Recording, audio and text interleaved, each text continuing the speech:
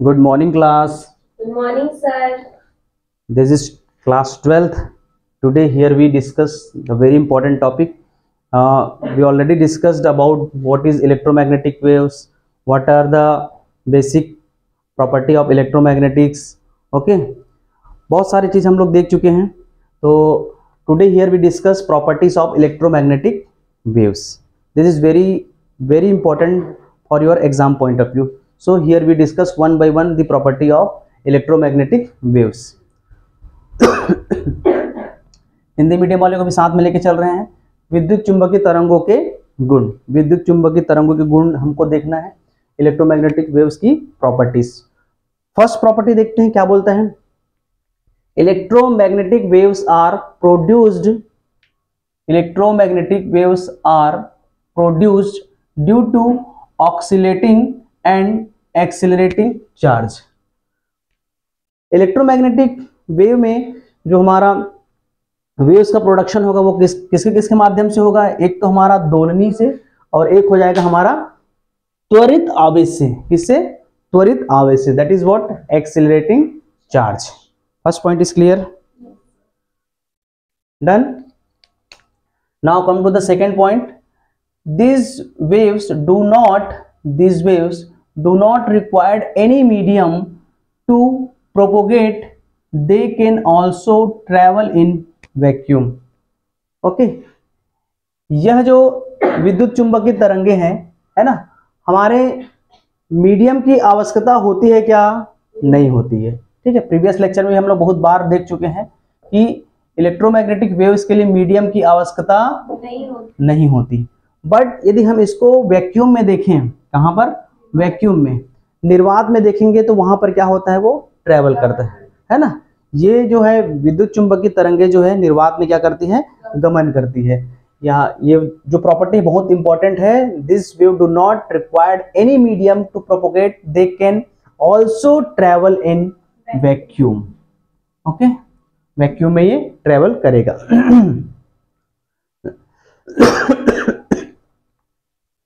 Now number third. in these waves electric and magnetic field remain perpendicular to each other. ठीक है, जो हमारा विद्युत चुंबकीय तरंगे हैं, इलेक्ट्रोमैग्नेटिक वेव्स हैं, वो हम इलेक्ट्रिक फील्ड में बात करें चाहे मैग्नेटिक फील्ड में बात करें, उसमें क्या होता है? हमेशा परपेंडिकुलर ही वेरी करेगा. And oscillate with same phase in direction perpendicular to the propagation of wave. मतलब यहां पर देखिए, सपोज मैं वेव ले रहा हूं, ठीक है, इस तरह से वेव ये प्रोपोगेट हो रहा है. ठीक है, तो एक्सिस के अराउंड वो क्या करता है? जितना भी डिस्प्लेस होगा वेव, वो क्या करेगा? परपेंडिकुलर वेरी करेगा. लाइन में भी क्लियर हो रहा है. इन these waves electric and magnetic field दोनों ही मीडियम में क्या होगा? remain perpendicular to each other and oscillate with same phase. The meaning of phase we discussed in previous lecture. What is phase, what is amplitude, what is frequency. Okay, here we not discuss about this, but phase का मतलब समझ गए? Yes. Phase is directly perpendicular to the propagation of wave. Correct. Number third is clear. Yes, sir. Number four. These waves are transverse in nature. बहुत ज्यादा important point है ये. These waves are transverse in nature. विद्युत चुंबकीय तरंगे जो है हमारा, देखो दो प्रकार की प्रॉपर्टी होता है. एक ट्रांसवर्स होता है और एक उसी को ही अनुदैर्ध्य बोलेंगे. ये हमारा क्या है? अनुप्रस्थ और अनुदैर्ध्य.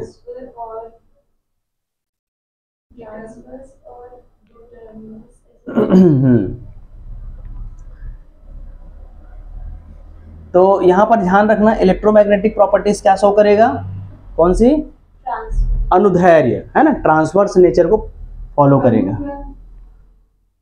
सॉरी, अनुप्रस्थ. ठीक है, एक अनुदैर्ध्य होता है, एक अनुप्रस्थ होता है. तो हमारा इलेक्ट्रोमैग्नेटिक वेव जो है transverse nature, that is Hindi में अपना अनुप्रस्थ, अनुप्रस्थ तरंगे. ठीक, Number 5, number 1, number 2, number 3, number 4. Now come to number 5. In electromagnetic waves, the ratio of amplitude, आगे आपका point amplitude of electric and magnetic field is equal to the velocity of light, है ना। जब हम प्रॉपर्टी पिछले में और देख रहे थे, इसमें वन बाय वन एक्सप्लेन करके, तो हम इससे C is equal to what, E0 upon B0, this is what, speed of light के इक्वल होगा, जो रेशियो होगा हमारा इलेक्ट्रिक फील्ड का और मैग्नेटिक फील्ड का, जो रेशियो लेंगे वो किसके इक्वल होगा, हमारा speed of light. What is the value of speed of light, 3 into 10 to power 8 metre per second, correct, ठीक है ना। The electromagnetic waves are ratio of amplitude ना, एम्पलीट्यूड ध्यान देंगे, किसका, amplitude, electric field and magnetic field, विद्युत और चुंबकीय क्षेत्र के बराबर होता है ना। जो स्पीड ऑफ लाइट होगा वो किसके बराबर होगा, हम एम्पलीट्यूड का रेशियो लेंगे विद्युत क्षेत्र का और चुंबकीय क्षेत्र का, तो वो बराबर होगा किसके, वेलोसिटी ऑफ लाइट के, वेलोसिटी ऑफ लाइट के, करेक्ट है। Number 5 is clear. Now come to the number 6। Electromagnetic waves do not get deflected due to application of magnetic field. It proves that electromagnetic waves are chargeless. What do you mean by this line? ये तरंगें विद्युत क्षेत्र या चुंबकीय क्षेत्र से विक्षेपित नहीं होती, इससे सिद्ध होता है कि विद्युत चुंबकीय तरंगों में कोई आवेश नहीं होता। यस, करेक्ट, ठीक। इलेक्ट्रोमैग्नेटिक वेव्स में क्या होता है, किसी भी प्रकार का तरंग नहीं होता है, दैट इज वॉस, ये चार्जलेस होता है। क्या होता है, चार्जलेस। इस वेव में क्या होता है, इलेक्ट्रोमैग्नेटिक वेव में हमारा चार्जलेस होता है, चाहे हम इलेक्ट्रिक फील्ड में देखें चाहे मैग्नेटिक फील्ड की बात करें, ठीक। Number 7, electromagnetic waves move with same velocity. क्या बोल रहे हैं, यदि हम सेम वेलोसिटी से मूव करें, कहाँ, in free space, free space की बात करेंगे, मतलब क्या आ रहा है, free space x y z, ठीक, free space, the velocity equal to this wave in vacuum is c is equal to 1 upon under root μ0 upon epsilon 0। यदि आप इसकी दोनों की वैल्यू रखेंगे तो आपको स्पीड ऑफ लाइट की वैल्यू मिल जाएंगे, जो कि अपन इसमें देख सकते हैं, μ0 is equal to 4 pi into 10 to power -7, and what is the value of epsilon 0, that is what, 8.856 something into 10 to power -12। यदि ये दो वैल्यू को हम इसमें रखेंगे तो हमको स्पीड ऑफ लाइट की वैल्यू प्रूफ हो जाएगी, c is equal to 3 into 10 to power 8 metre per second, correct, any doubt.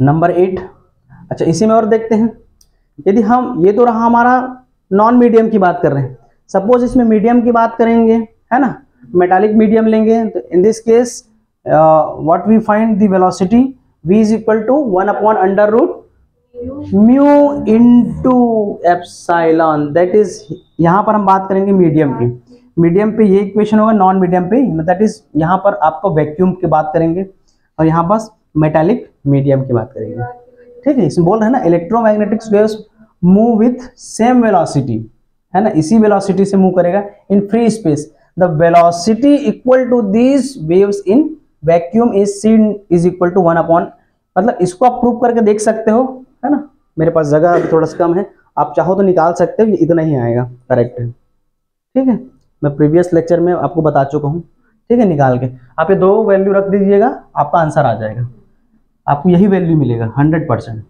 Correct. बढ़े आगे। Number 8, the electromagnetic waves are polarised.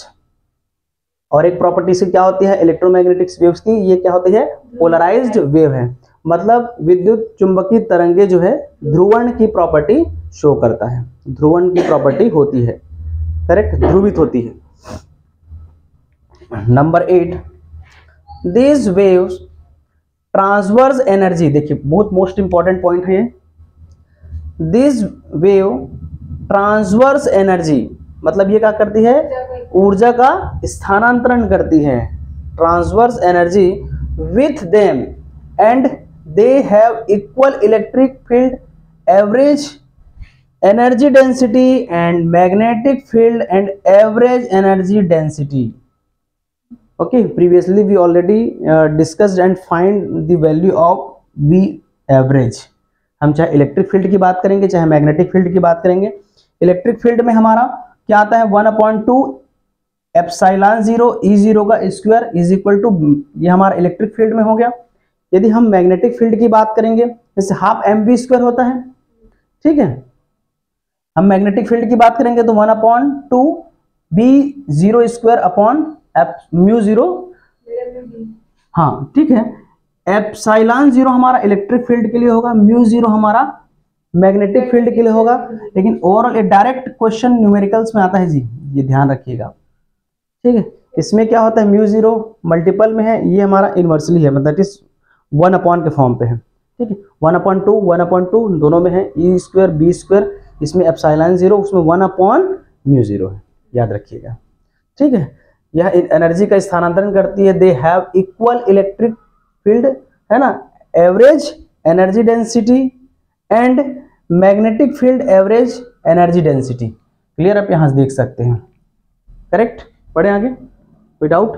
वहां पे 1/mv², हाँ, और वहां पे 1/2 सेम है यहाँ पर और लिख देता हूँ, ये है 1/2 एप्सिलॉन 0 E0², करेक्ट। ये हमारा इलेक्ट्रिक फील्ड के लिए। मैग्नेटिक फील्ड के लिए बात करेंगे तो 1/2, यहाँ पर मैं पहले ये लिख देता हूँ μ0, तो m का मान, हाँ इसका मान, हाँ हाँ, ये हो जाएगा B0, करेक्ट, डन।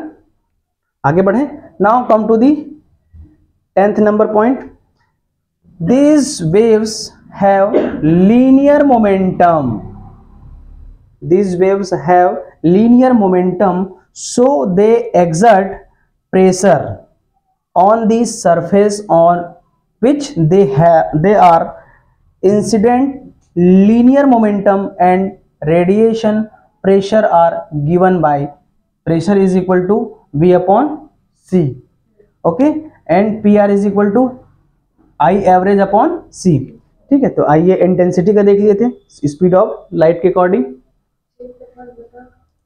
सिंपल अपना क्या हो रहा है, हाँ, P is equal to mv, concept यदि देखेंगे लीनियर मोमेंटम का मतलब क्या हो रहा है हमारा, ये हमारा रेखीय समवेग, ठीक है। दो प्रकार से इसमें हम लोग प्रीवियसली ऑलरेडी डिस्कस कर चुके हैं, एक हमारा सिंपल A X और V, theta omega and alpha, उसमें बात करेंगे तो हमारा रोटेशनल होता है, इसमें भी कनेक्ट नहीं होगा लेकिन आप इसमें ध्यान रखिएगा।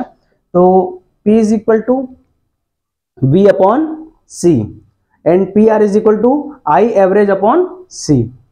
तो यहां पर हमारा, हाँ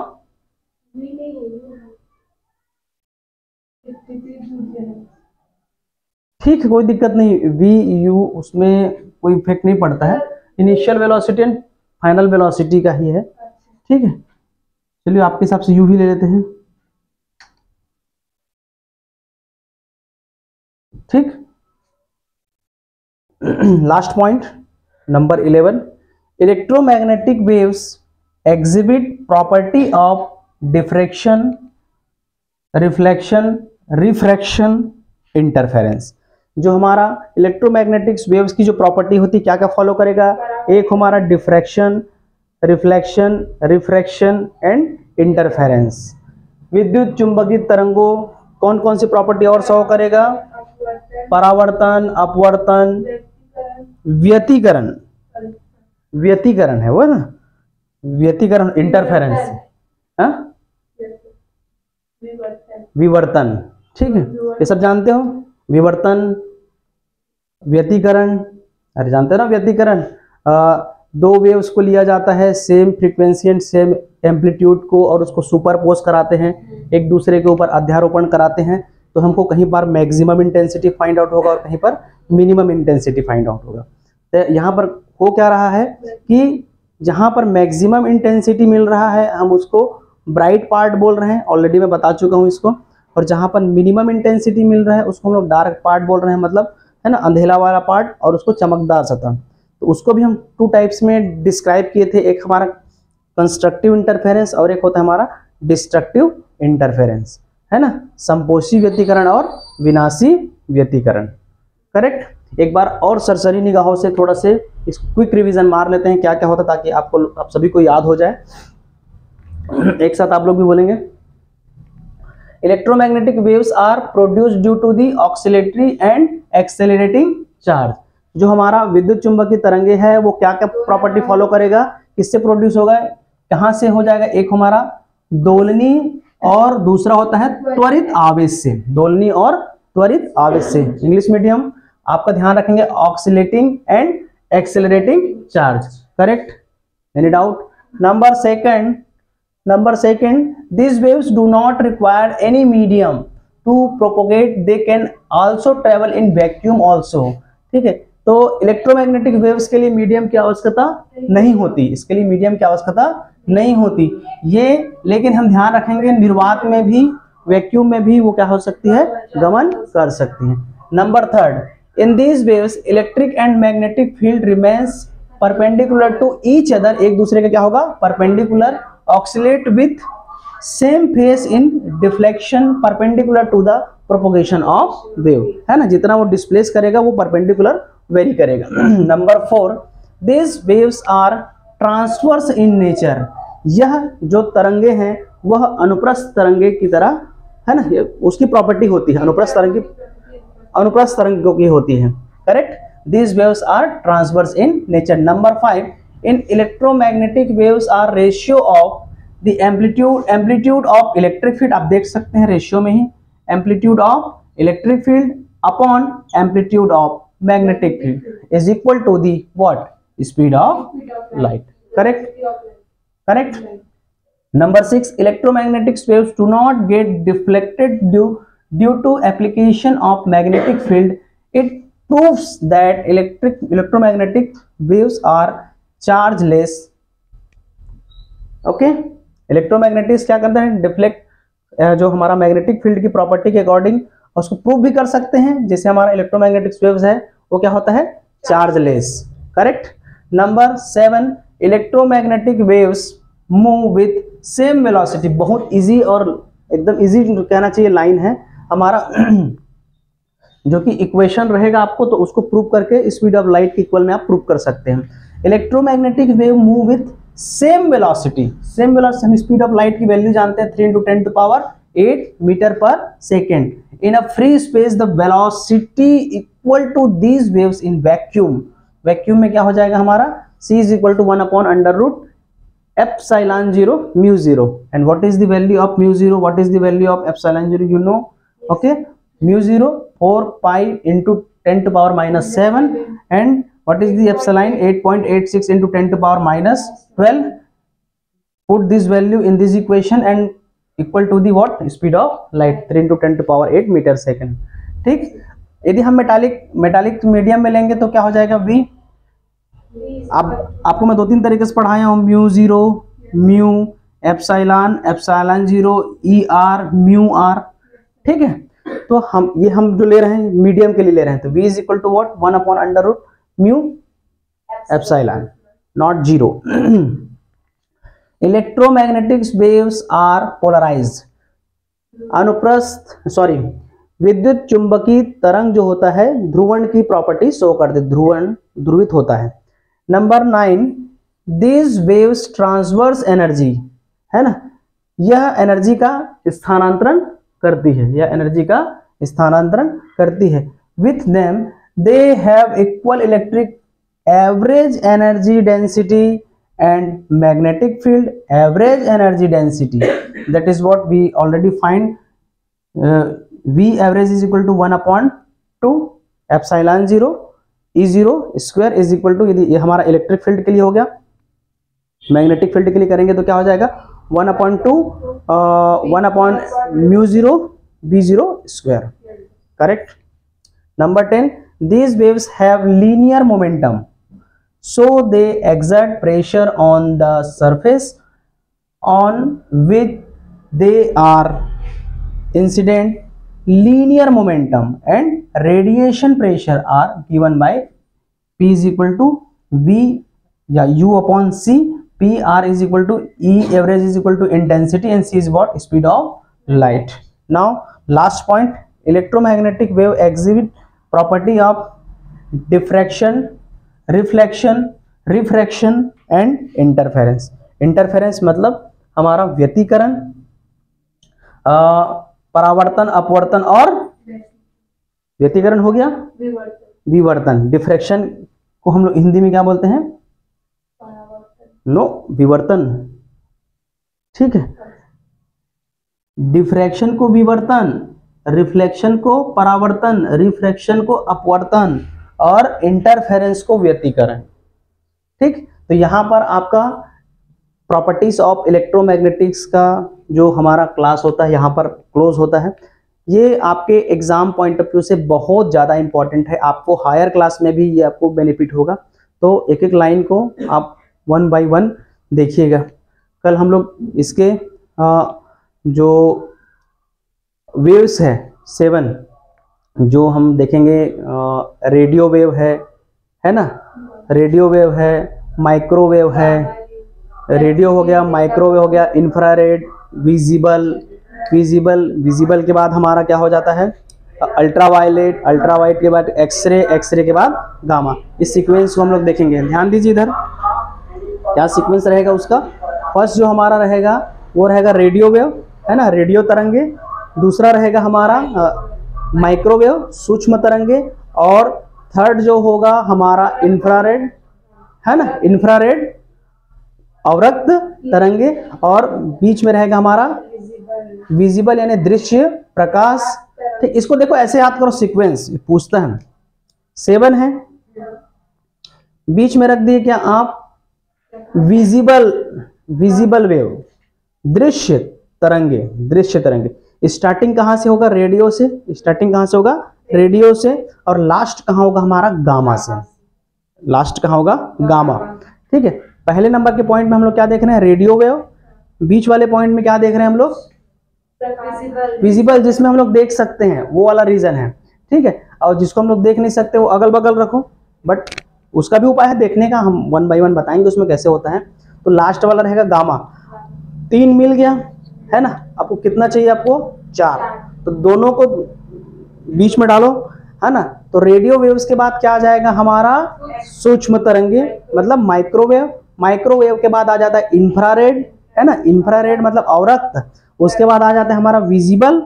विजिबल के बाद आता है हमारा अल्ट्रावायलेट वेव्स, है ना, मतलब